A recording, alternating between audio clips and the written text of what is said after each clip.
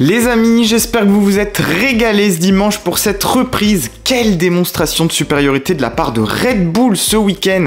Verstappen qui remporte une 3e victoire consécutive et qui réussit parfaitement son retour. Perez assure le doublé malgré un départ compliqué. Ferrari continue de se prendre les pieds dans le tapis. On débriefe ce Grand Prix ensemble et on voit ça dans le top et le flop. Avant ça, si tu apprécies mon contenu, n'oublie pas de t'abonner, je compte évidemment sur ton soutien. Et nous c'est parti, on démarre.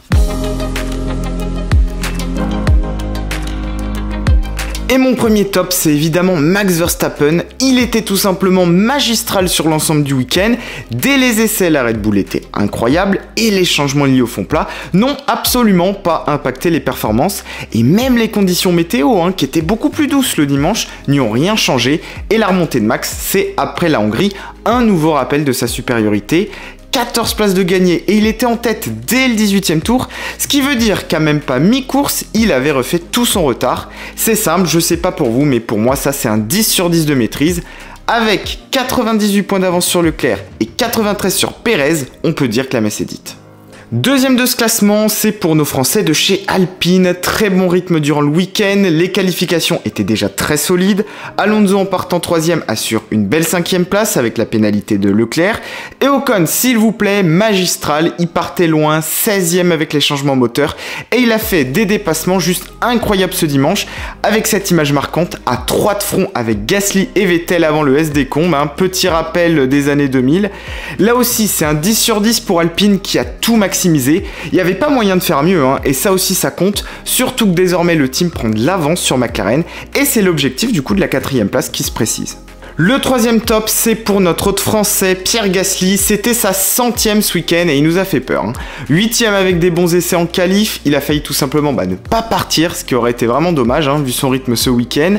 En partant des stands, il a réussi à rentrer dans le top 10, ce qui souligne quand même les progrès d'AlphaTauri sur ce Grand Prix de Belgique. L'équipe qui justement a eu en plus l'intelligence de lâcher ses voitures lancées au feu vert dans les stands, c'était bien vu pour perdre un minimum de temps. Pierre aurait pu jouer avec Alonso s'il était parti de sa position sur la grille, donc c'est juste impressionnant. Je pense qu'on peut aussi relever la très jolie performance d'Albon qu'amène sa Williams dans les points, et même en partant 6e après d'excellents essais, c'était pas facile, parce qu'il y avait littéralement tout un peloton à garder derrière lui, mais aussi de Vettel qui finit 8e et qui affichait un gros rythme, il marque 4 points importants, et aussi de Russell qui pour Mercedes assure une belle 4e place à défaut de pouvoir viser mieux. Allez, on attaque les flops et sans surprise, même après la pause, on retrouve les rouges à la même place. Sainz s'est lancé depuis la pole position et il pouvait clairement faire un super résultat. Alors c'est vrai, la Red Bull était supérieure, mais il y a quand même forcément de la déception à le voir terminer 2 places plus loin que sa position de départ. Mais le gros flop, c'est surtout pour Leclerc. Il partait au niveau de Verstappen sur une stratégie identique en pneus soft et sa remontée elle a été beaucoup plus laborieuse. Un arrêt à cause d'un tir-off dans les freins, des stratégies encore mystérieuse, avec d'ailleurs un arrêt au même moment que Sainz, mais en repartant avec 2 gommes différentes. Au-delà de ça, il tente le pari ultra osé de s'arrêter sur la fin pour aller chercher le point du meilleur tour, et ce qu'ils récoltent ensemble, c'est une pénalité et une place de perdu face à Alonso. Bilan, encore des erreurs inutiles qui réduisent quasi définitivement leurs chances. Deuxième flop, et c'est assez rare pour être souligné, c'est pour Lewis Hamilton. Éliminé dès le premier tour, l'Anglais avait été un peu trop gourmand au freinage des combes et il a clairement fermé la porte sur Alonso qui avait nulle part où aller.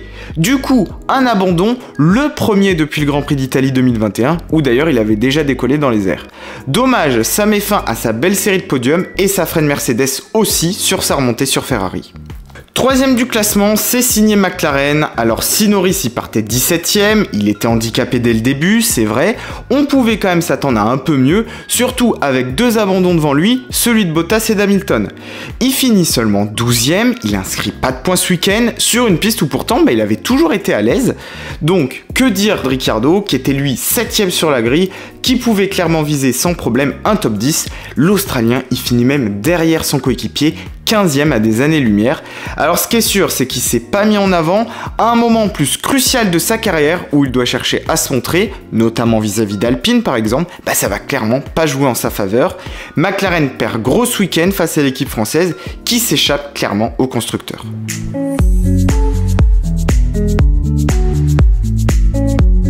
Bon, on va pas se mentir, je sais pas ce que vous en pensez, mais pour moi la messe elle est quasiment dite. Verstappen frôle les 100 points d'avance sur son adversaire le plus direct, Charles Leclerc, ce qui lui donne du coup 4 jokers en cas de problème.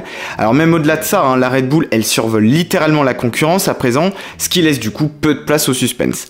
Ferrari continue plus ou moins ses déboires et peut ce week-end simplement se consoler par le fait que les Mercedes elles n'étaient pas dans leur assiette non plus. Alpine a été clairement la bonne surprise, ils engrangent encore un maximum de points et ils ont maintenant 20 points de plus que McLaren, ce qui est plutôt confortable. Toujours est-il que les équipes elles auront peu de temps pour se remettre parce qu'on se retrouve dès ce week-end pour le Grand Prix des Pays-Bas. Et vu le niveau affiché par Verstappen, ça va être la fête à Zandvoort.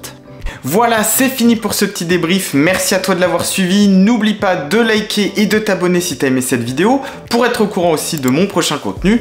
Nous on se retrouve très vite pour la preview, alors d'ici là, à très vite sur la chaîne, à bientôt.